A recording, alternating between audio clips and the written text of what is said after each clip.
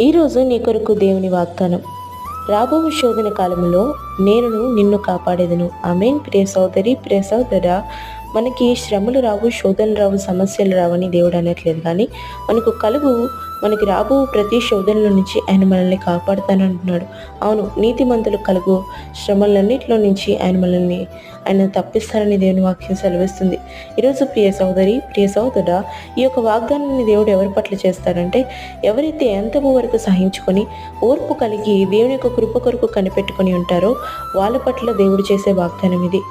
యోసేపు జీవితంలో అనేకమైన శ్రమలు, శోధనల గుండా వెళ్ళాడు. కానీ చివరి వరకు దేవుని యొక్క కృప కొరకు కనిపెట్టుకున్నాడు కనుక ఆ దేశంలో కలిగి గొప్ప కరువు నుంచి యోసేపుని దేవుడు కాపాడి, యోసేపు ద్వారా ఆ దేశాన్ని దేవుడు కాపాడాడు. ఈరోజు ప్రియ సోదరి, ప్రియ సోదర, నువ్వు కూడా దేవుని యొక్క కృప కొరకు అంతం వరకు కనిపెట్టుకున్న వ్యక్తి అయితే నీ శ్రమల్లో, నీ శోధనల నుంచి ఆయన నిన్ను కాపాడుతాడు.